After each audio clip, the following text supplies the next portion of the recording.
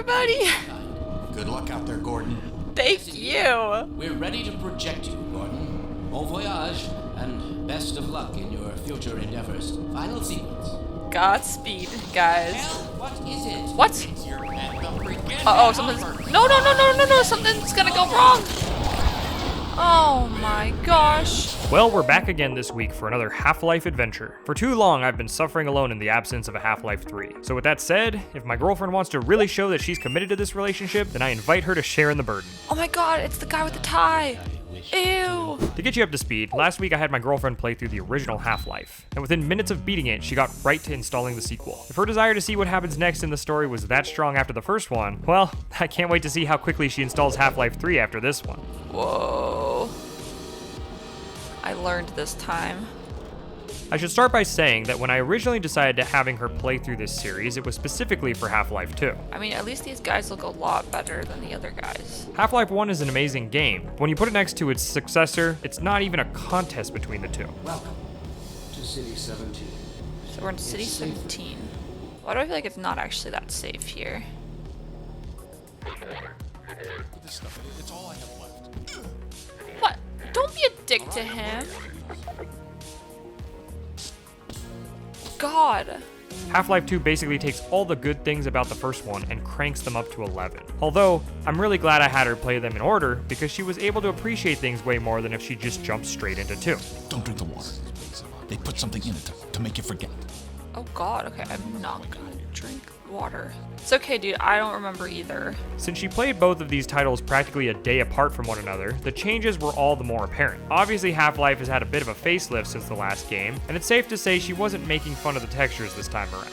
It was quite the leap in technology going from a game that was released in 1998 straight into 2004, but imagine how Gordon feels coming out of a 20-year stasis. If I have to hear this whole broadcast one more time, I'm gonna go insane. Still, she mentioned that even though things looked a lot different, they still felt very familiar to her. Playing these games back to back really gave her the opportunity to hone in on details and pick up on things she'd usually miss out in other games as well. Uh-oh. It's like an interrogation. Oh, no.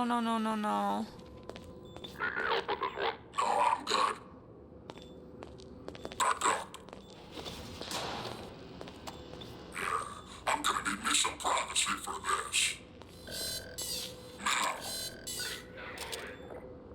About that beer I owed you. It's me, Yo! Barney from Black Mesa. Yo, Sorry for Barney! the scare. I had to put on a show for the cameras. Since we last left off, Gordon was waiting in stasis for his next job, and luck would have it, the game picks up with him waking up from his long nap. Great Scott! Gordon Freeman! It is! Unfortunately, the world has taken a bit of a beating in his absence, but that's what we're here to help with. Very stealthy. Similar to before, my girlfriend gets to learn about the state of the world right along with Gordon since they're both completely out of the loop with what's going on. You gotta be damn hungry to wait in line for this crap. I am pretty hungry. The story takes place completely in first person, just like last time, and refuses to break the player's immersion and take away control during exposition. New in town, aren't you? Yep. At the risk of sounding like a broken record, I'll quickly reiterate the main point I made in the last video, which was that when looking at these games, context is key. Oh god, there's an inmate person who's already being held up. And there's one who's dead. Aside from just being an innovative game with impressive graphics for its time, using physics as the basis for puzzles and platforming was a new and exciting thing for players. We take a lot of these things for granted by today's standards because so many games utilize them nowadays. But it can't go without mentioning that Half-Life 2 really showcased what a game could be and do. Okay.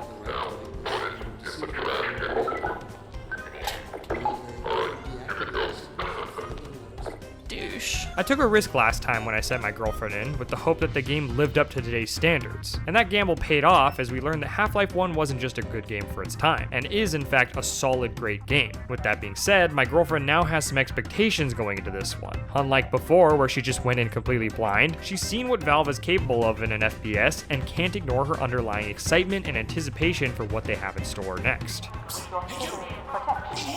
Hi, what's up? Head for the roof. Oh, okay, thank you. I guess you could say she's developed more of a refined palette for her FPS shooters. And we'll just have to wait and see if they can deliver an experience that can wow her a second time over. I have to go to the roof. Yeah, everyone's getting beaten up. Oh god, okay. Get in here, quick! Despite the world feeling like an entirely new place after Gordon's stasis, the game does a good job building off the framework of its predecessor. In the first game, most of the NPCs didn't even have names, and despite that, they still managed to show some level of personality in their interactions with her. Despite many of them looking the same, she could still distinguish one from another thanks to how they treated her. Hi, you look friendly. Dr. Freeman, I presume. Yes! Wait, are you Alex?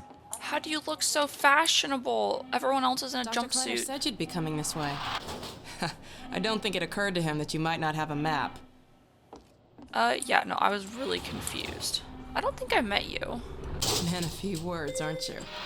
No, I'm talking a lot. What's fun is that plenty of these characters make a return in Half-Life 2, but this time with actual unique models and names to go along with them. My goodness. Gordon Freeman. Hi! It really is you, isn't It it? I is! found him wandering around outside. As the spectator, the best moments for me had to be whenever she'd meet someone and realize who they were in Half-Life 1. Well, is he here? There you are. Barney! Man, Gordon, you stirred up the hive. I did? Back in the first game, there were about 3 different character models for the scientists working at Black Mesa, and most of them were just killed off for comedic effect. Only really a handful stood out as unique characters with important roles in the story, and even then, there wasn't exactly a lot of emotional connection to these people. My suit! Here we go. Yes! Lamar. That's Lamar? But I killed them last time. Regardless, recovering from essentially a decades-long hangover in a strange new world meant that any friendly character she recognized gave her relief and comfort. Yeah! It's the same song as last time when I got in the suit! It was nice that Half-Life 2 was able to recontextualize a lot of those characters and attach a unique face and name. Aww, it's all the scientists. It demonstrates their memorability that she was able to recognize some of them, as their personalities and limited dialogue really did the heavy lifting last time. You'll never guess who found his way into our lab this morning. Hi! That's not who I think it is. Damn straight it is. Let's not forget that the game engine didn't even allow them to make facial expressions. All but certain it was Gordon Freeman. Fuck, he knows. Oh my god, guys, I'm gonna die. Oh my god! As she made her way through the game, I'd ask where she was or what she was doing, and she'd keep mentioning how she was still in the prologue. The prologue? I was like, I know it's been a while since I played, but how long is this prologue? Was I supposed to get a weapon already? Ironically, this is similar to how she felt about Portal, where a couple hours in I asked her how she was doing, and she thought she was still in the tutorial. Oh, and before I forget, I think you dropped this back in Black Mesa. No! Good luck out there, buddy. You're gonna need it. Thanks, Barney. I got my wrench. My trusty wrench. Stay safe. We still need to get that beer. As it turns out, she was just going along her merry way through the different areas of the game, and all the while wondering when the game was actually going to start this time. I was given a gun. Let's use a gun. Nice. I think since the first game had such a dramatic inciting incident at the beginning, she was waiting for another flashy experiment to go wrong. Oh my gosh, that's the symbol. I'm going the right way. Back into the vents, baby. Her initial big objective was to get to Dr. Eli at the lab, but a lot happens along the way. Really? I mean, I guess you probably know by now that I can't run through those gates. There's always a way around. Think smarter, not harder, lady. When she was first given the objective to find him, I don't think she was expecting to play through several chapters before making it to the laboratory. Let my Vortigaunt friend here give you a jolt to get you going. This is going against everything I was taught from the last one. Yo, thank you. I will change my mind real quick. Usually, she'd get frustrated with a game for throwing a bunch of roadblocks in her path on the way to her goal. Hey, over here! Help! Fuck no. Ah, shit, this area was raided. But she was so immersed in the world, she was just playing and having a really good time. It's like deadly baseball. Oh! I like explosions. She never even realized how deep into the game she was until she took a break for dinner and saw her playtime. Oh, I found a grenade. No, I wasn't trying to throw my one grenade. God damn it. I can understand her misunderstandings though, because Half-Life 2 does such a wonderful job weaving its story beats together, you can't help but get lost in its world. Oh, that was a choice. Right from the get-go, Half-Life 2 wastes no time setting itself apart from the first game, and one of the major ways it does this is with vehicles. Hey! Hi! You're Freeman, aren't you? I We am! got word you were coming. Oh, I'm so glad you're Got alive. here at a bad time. I did. Dr. Freeman is He's on his way downriver. Lend him the airboat and give him all the help you can. Just like in Half-Life 1, she's trying to escape, but this time, instead of being trapped in an underground lab, she's roaming the outside world. And consequently, there's a lot more distance to cover. Got this airboat all gassed up and ready to go. Thank you. Are you coming with me? Valve's answer to this distance dilemma was to open their garage and toss the keys to the player. The vehicles were unbelievably fun for her, which I was actually a little surprised about because admittedly, she's had a history of being an awful driver in most games. Oh, damn it.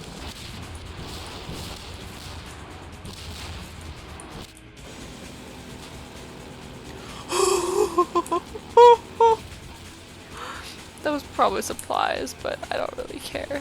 I feel like I'm an action star. Nice, nice, nice, nice. I made it, okay. Oh!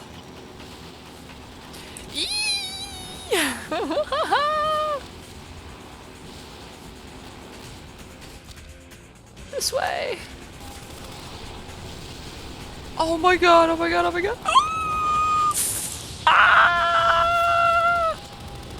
Whenever we play something cooperatively, she's always quick to call shotgun, but that just might be because she likes firing from the passenger seat. Coincidentally, in Half-Life 2, she got the best of both worlds, because after arriving at a safe house, her boat gets equipped with the same gun as the attack chopper that's been chasing her. Oh, I have a gun on my boat now.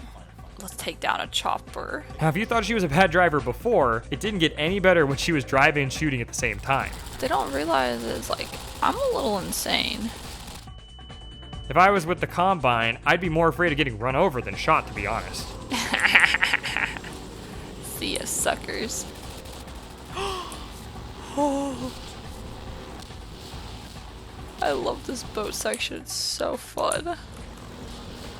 Splatter spree! Fortunately, the boat is durable, so she was able to crash however many times it took to make it to her destination. Yeah, I took out the chopper!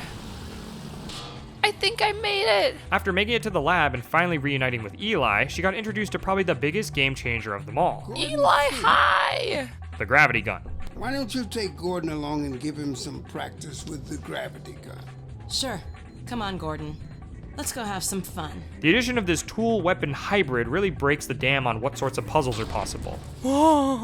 As I mentioned before, Half-Life 2 really focuses on a lot of physics-based puzzles, and with the ability to interact with the environment, all sorts of potential opens up for the player. Oh, fun! This gun is an open invitation for the player to put their creativity to the test and to really consider what their options are for getting through an area. I like the gravity gun.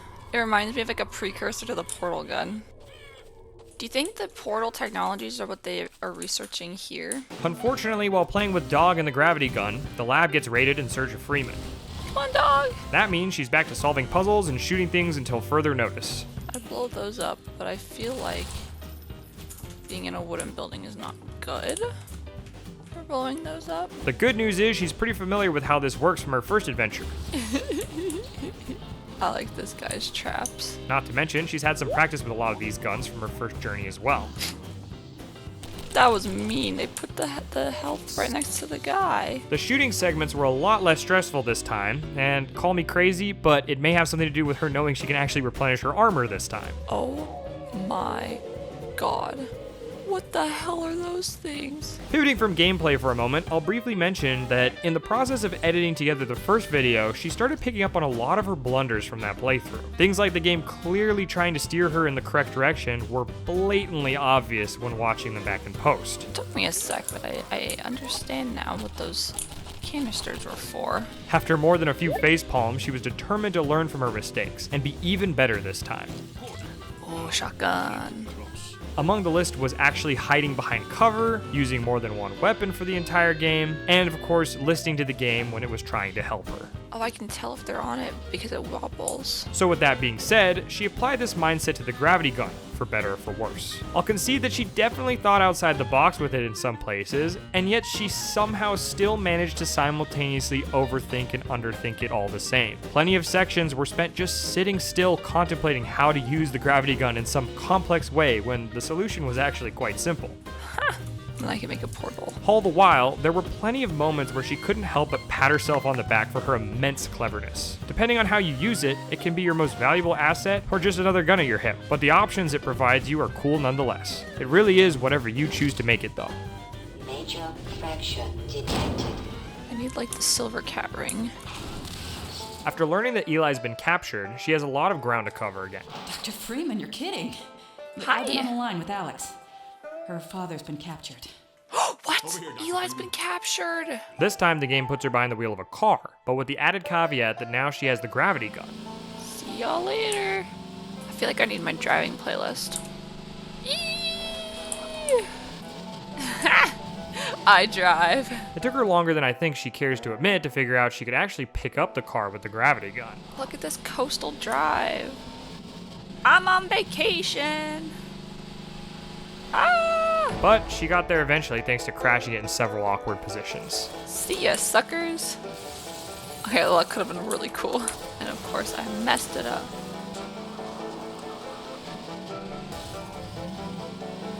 Oh, fuck. In hindsight, the two of us discussed a little bit about the two vehicles. The boat she compared to a cat in that it always landed on its feet. The car, on the other hand, adhered to the laws of gravity, which meant she was having to dismount it a lot and put it right side up. Although this was annoying for her, it was a useful way to show her some of the applications for the gravity gun beyond just moving objects around. Oh, nice. Can I actually just shoot this over? Well, that's one way to get it over. After tearing up Highway 17, her driving privileges were pulled due to her recklessness, at least according to my girlfriend. Oh, God. I have to park. It's like I'm learning how to drive all over again.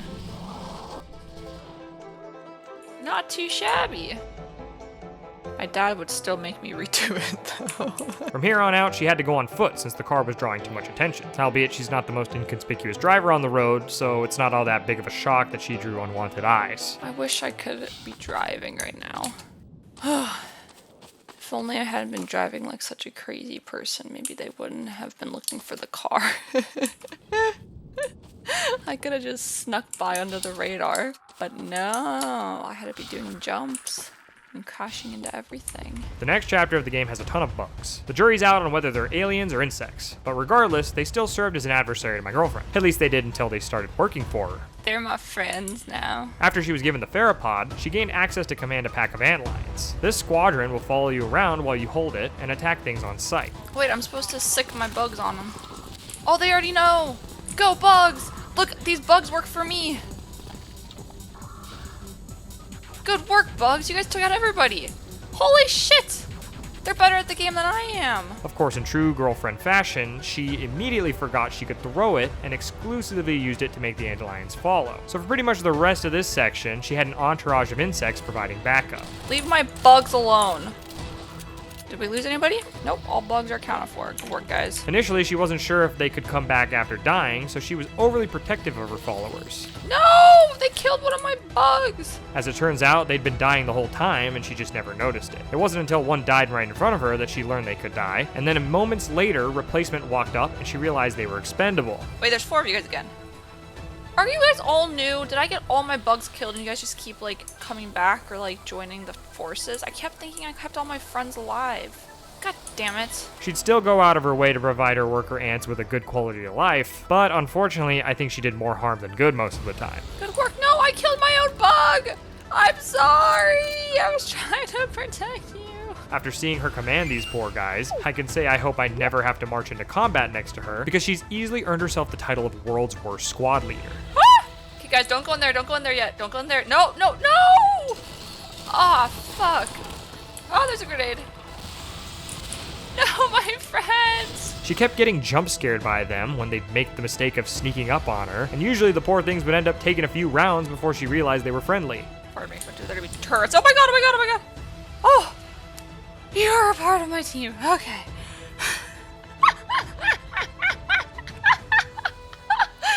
Hi, Fred. Hi, George. Where's Steve? At some point, I remember looking over and wondering who was doing the most damage. Can you be tamed for my team? I'm just gonna keep squeezing balls till something happens. Nope. It's not friendly. No? Killing her own bugs in the process of trying to save them is a certified girlfriend strategy if I've ever seen one, though. We have friends. We have friends. And not the good kind. Back it up, guys. Back it up. Back it up. There's a grenade. It's gonna blow. Despite all this, she still got upset whenever they die. Is everybody here? Gary? Fred? George?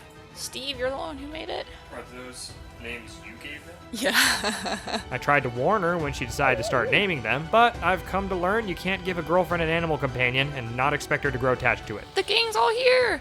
I'm very happy about this. Even if it's a pack of man-eating antlions.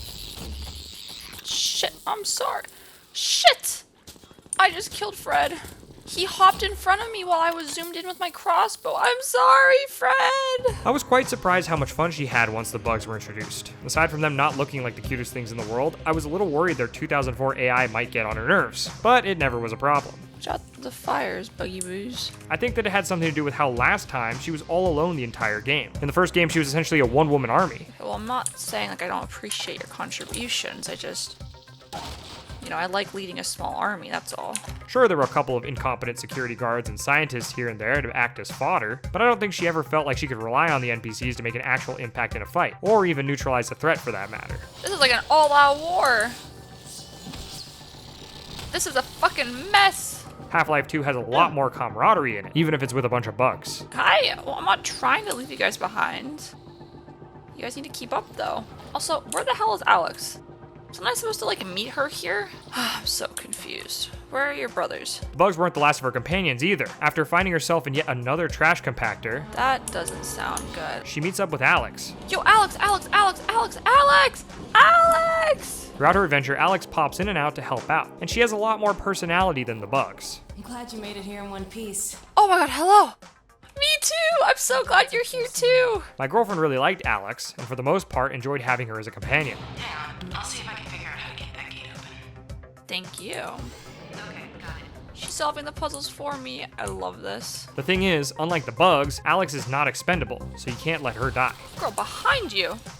Okay, so I gotta keep her alive. As I already mentioned, my girlfriend has this bad habit of killing things she's trying to save, so wrangling Alex proved to be a little difficult for her. Okay, no, let me go first. Let me go first. No. Girl, I'm trying to keep your ass alive. I'm gonna get gray hairs. Regardless, while running through the Nova Prospect prison looking for Alex's dad, my girlfriend learned that the Resistance had actually been betrayed by Dr. Mossman, who was secretly spying for the Combine. What's she up to? You promised you weren't going to touch Eli. What? Soldiers were a bit overzealous, I admit, but he was too tempting a prize to simply turn loose. She betrayed us! Gordon Freeman. You would have had Freeman if you'd been patient. She and just definitely waited was for my jealous signal. about me. After confronting her with Alex and getting betrayed yet again, No! Stop! What are you doing? I'm sorry, Alex. Only. No! What's going on, Alex? Oh my god. Can I shoot her? I tried. the girls get teleported back to the initial lab in City 17. Alex, where are we going?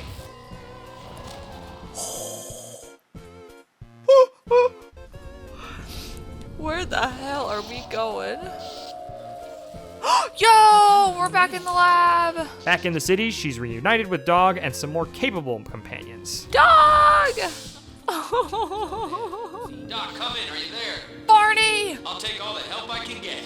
Sounds good. Incoming! Barney, be safe! Come on, get going! The rebels are much better equipped for fighting than the bugs were, and come with guns of their own. Oh, nice. Are we pulling this down? Hell yeah. I'm gonna help. Woohoo! And the ability to heal her. Take this med kit. Thank you. Although they unfortunately can die for good instead of infinitely respawning like the antlions. Though they more than make up for it by working hard. Dr. Freeman? Yeah. We're coming with you. With you here, Dr. Freeman, we can finally make some headway. Awesome. Okay, what are we doing? Send your squad to a location with C. Let's go! I don't really know what I did. I just clicked in a direction. Do we really think I'm the best person to be leading a squad? Like, I agree Freeman is. But I don't know if I am. Even when their numbers thinned out, there were plenty of them, and she had the opportunity to replenish her squad every time she rescued a new group of rebel fighters. One sec, guys. Back it up. Perhaps more cool than fighting alongside the rebels, though, was standing shoulder to shoulder with none other than Barney, her security guard friend from the very first game. Over here. Oh, hi! Gordon, Yo, Barney! Snipers got me pinned down. I'll take out the Gordon, lob snipers. a couple grenades. That'll clear them out. Okay, I'll keep doing that. I'm pretty sure I took them out, but maybe there's more. See you soon, Barney. Do not die. You owe me a beer. Bear back. Of all the NPCs in the first one, Barney stands out among the rest as the friendliest face of the bunch. Gordon, take out these snipers, would you? Yeah, I'm working on it. All right, thanks, Gordon. Now let's clear out of here. I'm glad to see you, Barney. Even though all he did was hold a door for her and offer a beer in the first game, it meant the world to her that he still remembered her and was there fighting alongside her at the climax of the story. Come back here, dog. Barney, dog! Everyone needs a friend like Barney, and she's still waiting for that drink. Oh my god, I'm so glad to see you guys. Yo, dog is just doing deadlifts. Look at this. Go, dog, go! Well, I'll be damned. I think he wants you to go through, Gordon. You Hell better hurry. yeah. Thanks, guys. See Dr. Breen. Bye, Barney. We'll get that beer, don't you worry. After fighting their way to the foot of the Combine Citadel, she was on her own to infiltrate it. But first she had to figure out how to break in. Damn, what the hell? This is creepy. This puzzle gave my girlfriend more trouble than I ever would have expected, since there aren't too many options of what to do. I don't know what that is, but that doesn't look good. Ugh. But overthinking the simplicity of things has consistently been her downfall in Half-Life 2. Oh, okay. Guess I'm doing it too. I don't think I want that to happen.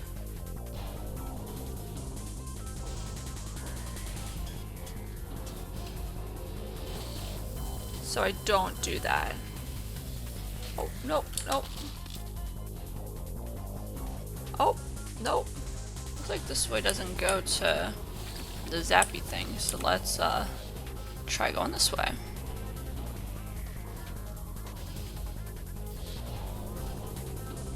This looks promising. Throughout the game, she's gotten her hands on plenty of different weapons, some familiar and some new, but the gravity gun completely outshined everything available. Ammo was a bit of a sore spot for my girlfriend in the last game, so the fact the gravity gun was limitless made it her main go-to weapon this time around. Aside from it being an extremely economical choice, it's also just incredibly fun to use. Whoa! Since when can I do that? So with that being said, when all her guns were disintegrated aside from the gravity gun, she wasn't too broken up about it. At first she was disappointed, but then she realized she'd been using it the most, so not all that much changed. What? What? No! No! Oh my god! They're destroying all of my weapons! On top of that, whatever technology they used to disintegrate her other guns had the reverse effect on the gravity gun and actually powered it up. Oh, they weren't able to destroy this. Oh, it turned blue. This final section has her using the gun to its fullest potential and by whatever means necessary to stop the bad guys in their tracks. I can shoot like zippy zaps now. That meant she was picking up practically anything she could to fire at enemies. Energy balls, debris, and even other enemies were all fair game. I didn't even think about that this whole time, but I could probably be pulling these guys to me. Maybe I am an evil mastermind. Pretty much anything that wasn't tied down was getting hurled across the screen. This is like deadly dodgeball for y'all. After carving her way to Breen's office for a final showdown, she gets trapped once again. Alex! No! Alex, honey. God. Gordon? Hi. Thankfully, Mossman has a change of heart and betrays the betrayal. She bamboozles the bamboozler and frees everyone from captivity. What's happening with them? Judith, what do you think you're doing? We're doing what I could never do alone. We're stopping you. Yes. Oh! We're all free-ish! Judith, look after my father. I have such complex feelings towards that woman. Unlike the previous game, where the final boss was a giant alien baby, the big climactic battle this time is to destroy the dark energy reactor and stop Dr. Breen. Oh, thank God he left the gravity gun. Oh, thank God. Since all she had at her disposal this time was the gravity gun, the fight was a lot more straightforward than the one with Annihilate. Not to mention, the platforming was nowhere near as clunky as the moon jumping was on Zen. So she quickly worked her way to the position where she could start damaging the core. I think I did it right. Hi! Come on, Gordon. We've got to get out of here. Maybe we still have... Oh, shit. Alex! Time, Dr. Freeman? What?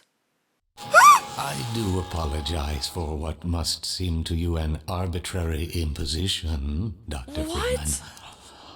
I trust it will all make sense to you in the course of... Well, I'm really not at liberty to say. What the hell? Get your ass back here, Tie Man. What? That's how it fucking ends? He literally froze time mid-explosion. Yes, alas. That was a rather abrupt ending, wasn't it? Oh! Wait, but what happened for Alex and Eli and everybody? Unfortunately, the final game in this trilogy doesn't exist. The whole damn Citadel was falling on top of us. And then freaking dude with the tie shows up. Technically, there's a trilogy of expansion episodes that follow up on her actions here, but I have some bad news for her about the third episode in that one as well. For now, she's stuck in stasis like the rest of us, waiting to see if we'll ever learn what happens next. I don't know if she's gonna be okay. That is not what I signed the first game. The best I can do is promise that if Half-Life 3 ever gets confirmed, she'll be the first one to know. At this rate, I ain't ever getting married.